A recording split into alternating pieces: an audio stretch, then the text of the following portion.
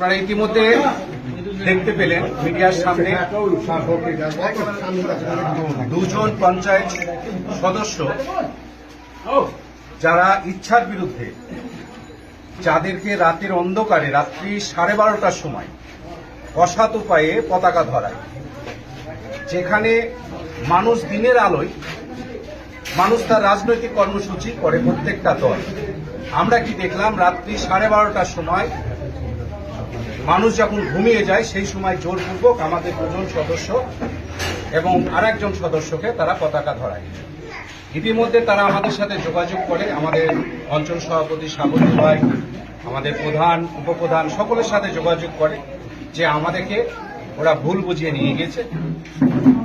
গত পরশু দিনের পর থেকে তারা আমাদের সাথে যোগাযোগ করেছে। অলরেডি আশরাফুল এবং তার বাপ তারা গতকালকে আমাদের সাথে চলে এসছে। আর আমাদের রেবতী হালদার এবং ওর গার্জেন, আমাদের পঞ্চায়েত সমিতির বিরোধী দলনেতা মনুদা আছে, এরা সকলে মিলে রেবতী আজকে সকালবেলায় আমাদের এই শিবিরে যোগদান করেছে। চাঁদপুর পঞ্চায়েতের টোটাল মেম্বার সংখ্যা হচ্ছে 20 জন। 20 জনের মধ্যে এই মুহূর্তে আমাদের 11 জন, কংগ্রেসের মধ্যে 10 জন, আরএসপি 2 জন, তার মানে আমরা 12 জন, পঞ্চায়েত সমিতি 3 জনের মধ্যে 2 জন। Majority, absolutely majority Congress party এখানে বিলং করছে। রাজনৈতিকভাবে 2.5 বছর আগে কোনো প্রধান উপপ্রধানের এগনেস্টে অনাস্থা আনা যায় না।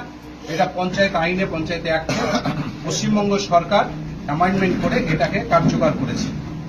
যাদের রাজনৈতিক জ্ঞান নাই, রাজনৈতিক বুদ্ধি নাই, তারা এইভাবে একটা অগণতান্ত্রিক উপায়ে একটা পঞ্চায়েতকে হ্যাং করার উদ্দেশ্য নিয়ে, মানুষের কাজ না করতে দেওয়ার উদ্দেশ্য নিয়ে এই পঞ্চায়েতকে কুক্ষিগত করতে চেয়েছিল।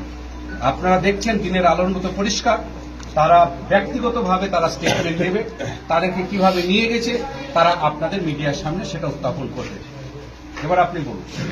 ওই আমার নাম রেবতী হালদার। আমাদের একটা কেস ছিল করিমপুর থানায়। ওই কেসে যা করি গিয়ে দেখছি এরা 2 জন আছে, দিয়ে ওই আমাদের নিয়েছিল। আপনারা কি নিজের ইচ্ছায় ফিরে এসেছেন? হ্যাঁ, নিজের ইচ্ছায় আসলাম তো। আপনাদেরকে কেউ জোরপূর্বক নিয়ে এসেছে এখানে? না, কেউ জোর করেনি আমাদেরকে। আশরাফুল শেখ আপনার নাম। আপনি কি নিজের ইচ্ছায় এখানে এসেছেন?